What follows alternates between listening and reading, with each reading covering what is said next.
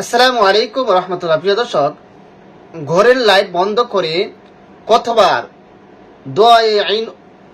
কতবার দোয়ায়ে ইনুস পড়লে কি হয়? হ্যাঁ প্রিয় দর্শক, আমরা তো রাত্রির বেলা ঘুমাতে যাই। ঘুমাতে গেলে অবশ্যই লাইট বন্ধ করি, এরপরে আমরা ঘুমাই। এই ঘুমানোর সময় দোয়ায়ে ইনুস পড়লে কি হয় এবং কতবার পড়তে হয় সেই বিষয়টা আজকের এই ভিডিওর মধ্যে আলোচনা করব। অত্যন্ত দামি এবং উপকারী একটি আমল। অবশ্যই ভিডিওটা শেষ পর্যন্ত দেখবেন, দেখলে আপনারা বিষয়টা বুঝতে পারবেন যে এটা কত দামি একটি আমল হতে যাচ্ছে। হ্যাঁ প্রিয় দর্শক, সেই বিষয়টা শুরু করার আগে আপনাদের কাছে একটা রিকোয়েস্ট, যারা আমার চ্যানেলের মধ্যে নতুন আছেন অবশ্যই চ্যানেলটি সাবস্ক্রাইব করে পাশে থাকা বেল আইকনটি বাজিয়ে দিবেন। প্রিয় দর্শক, কি বলেছিলাম যে রাতে ঘুমানোর আগে দোয়ায়ে ইনুস পড়লে কতবার পড়লে কি হয়। এবার আমরা জানবো দোয়ায়ে ইনুস কি। দোয়ায়ে ইনুস আসলে এটা হচ্ছে হযরত ইউনূস আলাইহিস সালাতু ওয়াস সালামকে যখন হযরত ইউনূস আলাইহিস সালাতু ওয়াস সালাম যখন তার জাতিকে রেখে আল্লাহ তাআলার হুকুম আসার আগেই তাদেরকে রেখে যখন অন্য কোথাও চলে যেতে চেয়েছিল এবং জাহাজে উঠে গিয়েছিল, সেই বিশাল ঘটনা আমি বিস্তারিত বলবো না, সংক্ষিপ্ত একটু বলে দিচ্ছি। জাহাজে উঠেছিল, ওই জাহাজে ওঠার পরে ওই জাহাজ চলতেছিল না, অতঃপর এখানে লটারি দেওয়া হলো, সেখানে হযরত ইউনূস আলাইহিস সালাতু ওয়াস সালাম নাম আসলো। অতঃপর হযরত ইউনূস আলাইহিস সালাতু ওয়াস সালাম অনেক ঘটনা, এই সব ঘটনা বলতেছেন। ইউনূস আলাইহিস সালাতু ওয়াস সালাম এই জাহাজ থেকে সাগরের মধ্যে লাফ দিলেন।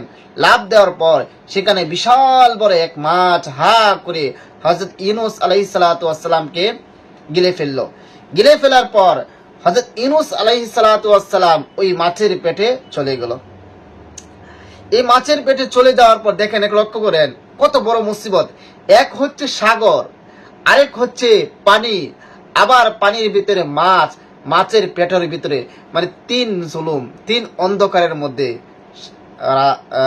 মাছের পেট, সাগরের পানি এটা একটা অন্ধকার, আবার মাছের পেটের ভিতরে এটা একটু অন্ধকার, রাত একটু অন্ধকার, মানে অন্ধকারের মধ্যে অন্ধকার, তিন অন্ধকারের ভিতরে গিয়ে হযরত ইউনূস আলাইহিস সালাতু ওয়াস সালাম পড়েছে। এত বিশাল মুসিবতের মধ্যে এই মুসিবত থেকে উদ্ধার আল্লাহ পাক রব্বুল আলামিন কিভাবে করেছেন। এই মাছের পেটের ভিতরে কতদিন ছিল? 40 দিন ছিল। আল্লাহ পাক রব্বুল আলামিন হযরত ইউনূস আলাইহিস সালাতু ওয়াস সালামকে এই মাছের পেট থেকে উদ্ধার হওয়ার জন্য আল্লাহ পাক রব্বুল আলামিন নিজেই এই দোয়াটা হযরত ইউনূস আলাইহিস সালাতু ওয়াস সালামকে শিখিয়ে দিয়েছিলেন। এই জন্য আমরা এটাকে দোয়ায়ে ইউনূস বলে থাকি, অর্থাৎ লা ইলাহা ইল্লা আনতা সুবহানাকা ইন্নী কুনতু মিনাজ জালিমিন, লা ইলাহা ইল্লা আনতা সুবহানাকা ইন্নী কুনতু মিনাজ জালিমিন।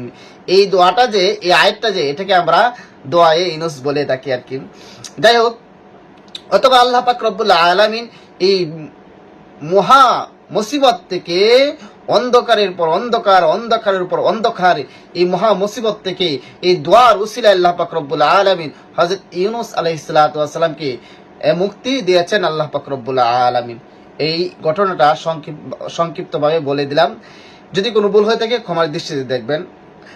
এখন কথা হচ্ছে, আপনি আর আমি যদি ঘুমানোর আগে বা ঘরের লাইট বন্ধ করে এই দোয়ায়ে ইউনূসটা পড়ি, তাহলে কি হবে এবং কতবার পড়তে হবে সেই বিষয়ে তাহলে আসুন আমরা এবং কিভাবে করব সেই বিষয়ে আমরা একটু জেনে নিই। প্রিয় দর্শক, আপনি যখন ঘরে শুয়ে যাবেন, শুয়ে যাওয়ার পর যখন বাতি বন্ধ করে দিবেন, বন্ধ করে দেওয়ার পর আপনার যদি ওযু থাকে আলহামদুলিল্লাহ ভালো, ওযু না থাকলে ওযু করে শুইবেন, সেটা তো আরো বেশি ভালো।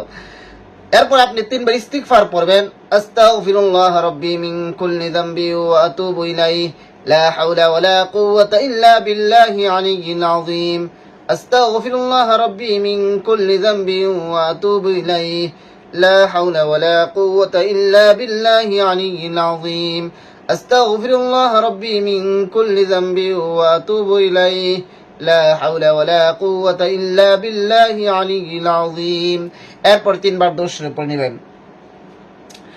اللهم صل على محمد وعلى آل محمد كما صليت على إبراهيم وعلى آل إبراهيم إنك حميد مجيد اللهم بارك على محمد وعلى آل محمد كما باركت على إبراهيم وعلى آل إبراهيم ইন্নাকা হামিদুম মাজিদ। এরকম ভাবে 3 বার ইস্তিগফার এবং 3 বার যে কোনো দুরূদ শরীফ পড়ার পরে এরপরে পড়বেন আউযু বিল্লাহি মিনাশ শাইতানির রাজীম বিসমিল্লাহির রহমানির রহিম লা ইলাহা ইল্লা আনতা সুবহানাকা ইন্নী কুনতু মিনাজ জালিমিন লা ইলাহা ইল্লা আনতা সুবহানাকা ইন্নী কুনতু মিনাজ জালিমিন লা ইলাহা ইল্লা আনতা সুবহানাকা ইন্নী কুনতু মিনাজ জালিমিন। এই আমলটি যখন করবেন আপনি হাতে একটি তাসবিহ নিয়ে নেবেন, যত ডিজিটাল তাসবিহ হোক বা যে কোনো পাথরের বা দানার তাসবিহ হোক আপনি নিয়ে নেবেন। নেওয়ার পরে এটা পড়বেন কতবার? 140 বার।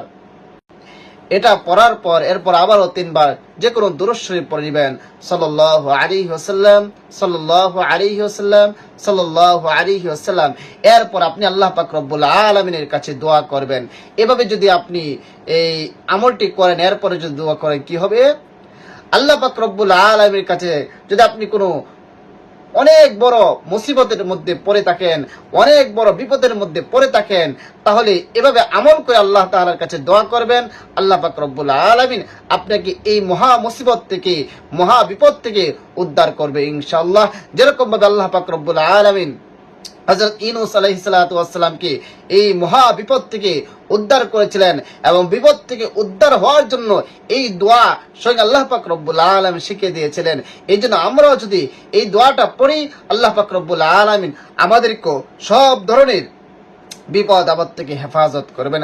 হ্যাঁ প্রিয় দর্শক, এটাই এই জন্য এই আমলটি আমরা বেশি করে করব, তাহলে আল্লাহ পাক রব্বুল আলামিন আমাদেরকে সব ধরনের বিপদ আপদ, ছোট বড় যত ধরনের বিপদ আপদ আছে সব ধরনের বিপদ আপদ থেকে হেফাজত করবে ইনশাআল্লাহ। প্রিয় দর্শক, ভিডিওটা ভালো লাগলে লাইক কমেন্ট শেয়ার করতে ভুলবেন না। আর সবাইকে অসংখ্য ধন্যবাদ ভিডিওটি দেখার জন্য। আসসালামু আলাইকুম ওয়া রাহমাতুল্লাহ।